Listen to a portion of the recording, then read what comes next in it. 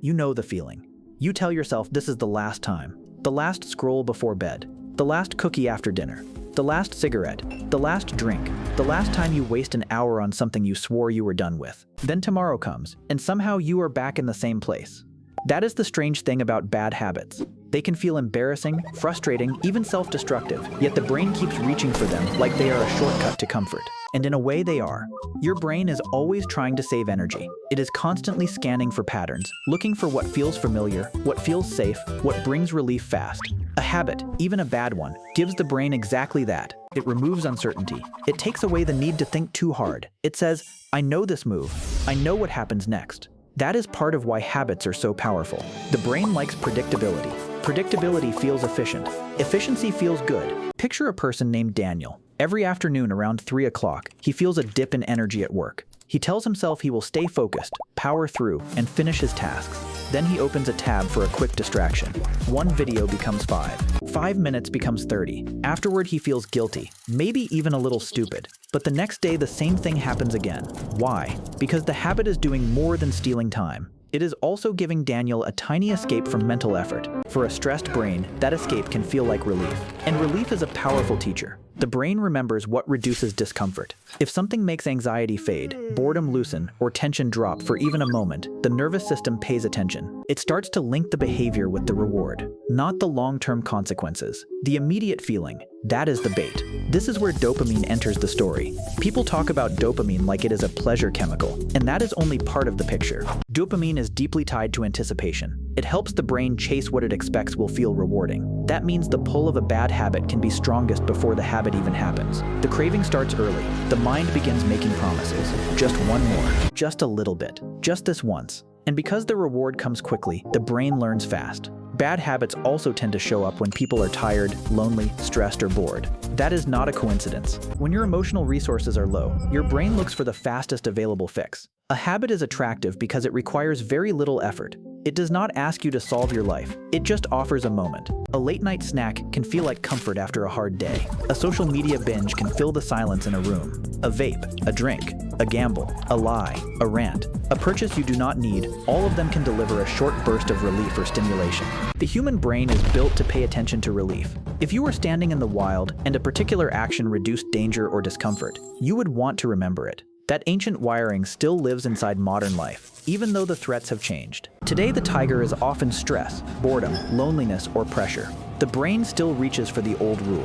Find the quickest way to feel better. There is also a reason bad habits can feel oddly personal. They often get tied to identity. A person starts saying things like, I am just the kind of person who procrastinates, or I always mess this up, or I am bad at discipline. Once a habit becomes part of the story you tell about yourself, it gets harder to escape. The behavior stops feeling like a choice in a moment. It starts feeling like proof of who you are. That is a heavy trap, because every time the habit repeats, it strengthens the path. The brain gets more practiced at taking the same route. Like water carving a groove through stone, repetition makes the pattern easier to follow. Over time, the habit can become automatic. You do it before you fully notice you are doing it. This is why so many people say, I do not even know why I did that. The answer is often that part of the decision was made before awareness caught up. Let's say someone keeps checking their phone at night. They know it ruins their sleep. They know they feel worse the next day, yet the behavior still happens. The reason is simple. Bedtime brings stillness. Stillness brings thoughts. Thoughts bring discomfort. The phone offers a break from that discomfort. It brings novelty, movement, and the illusion that something important might be happening just out of sight. The brain loves novelty too. Novelty grabs attention. It says, look here, something might happen. That is why endless feeds are so effective. They keep the mind in a state of wondering. Wondering is sticky. It is hard to leave unfinished. Bad habits also win because they are often available right now. Healthy choices usually ask for preparation, patience, and effort. Unhealthy choices tend to be waiting nearby, ready to go. That difference matters. The brain is deeply sensitive to convenience. If one action takes almost no friction and another takes planning, the easier one gets chosen more often than people expect. Think about a person trying to build a workout routine. The gym bag has to be packed. The drive has to happen. The shower after has to be managed. Compare that to collapsing on the couch and opening a bag of chips. One option has steps, the other has gravity, and then there is emotion. Sometimes bad habits are less about pleasure and more about regulation. People do them to avoid feeling too much.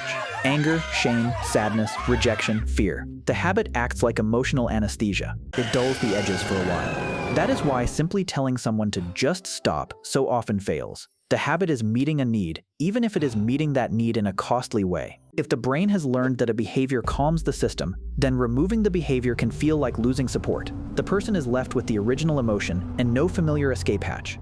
This is where a lot of shame begins. People think the habit means they are weak. In reality, it often means their brain has become very good at protecting them from discomfort in the shortest possible way. Short-term protection can create long-term pain. The brain does not naturally care about that distant trade-off as much as we wish it would. There is a famous pattern in habit formation: cue, craving, response, reward. Something happens, the mind wants relief, the behavior occurs, and the brain gets a payoff. Bad habits are expert at closing that loop fast. The faster the loop, the stronger the learning can become. That is also why stress makes everything worse. Stress lowers patience. Stress narrows attention. Stress increases the appetite for immediate payoff. Under stress, the brain is less interested in wisdom and more interested in relief. That is when old patterns become most dangerous, because the brain is hungry for something that works now. And when a bad habit works now, even a little, it gets stored as useful. This does not mean you are doomed. It means your brain is doing exactly what brains do. It learns from repetition. It seeks energy savings. It prefers relief. It follows the path that has been reinforced most often. That is why change is possible too. New habits can take hold when they offer a clear reward, when they reduce friction, and when they become easy enough to repeat. The brain can learn a new path. It just needs enough repetitions to believe the new route is worth keeping. If you have ever broken a bad habit for a few days and then slipped back into it, you already know how stubborn the old path can be. You may also know something more important. Even after months of repetition, the habit still had to be triggered. It still needed a moment, a cue, a feeling. That means the cycle can be interrupted. It can be observed. It can be changed. The first step is usually honesty, not dramatic self-punishment. Honest observation. What time does it happen? What feeling tends to come before it? What are you trying to get from it? Relief? Comfort? Numbness? Stimulation? A break from pressure? Once you can name the need, the habit loses some of its mystery.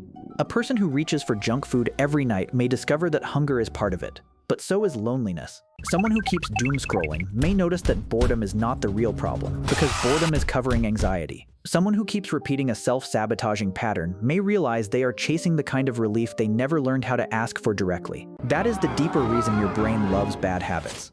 They offer fast answers to messy feelings. They compress discomfort into something manageable, at least for a moment. They feel reliable because they have worked before. They feel easy because they are familiar. They feel powerful because the reward comes quickly enough to override judgment. But the very things that make bad habits attractive also make them hard to break. They are simple. They are available. They are emotionally sticky. They are taught by repetition. And once you see that clearly, the shame starts to weaken. You stop treating the habit like a moral flaw and start seeing it as a learned pattern that your brain has overused.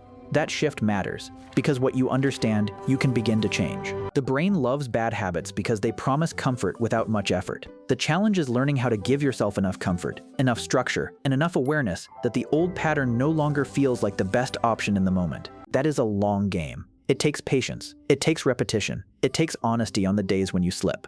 But the same brain that learned the habit can learn something else too.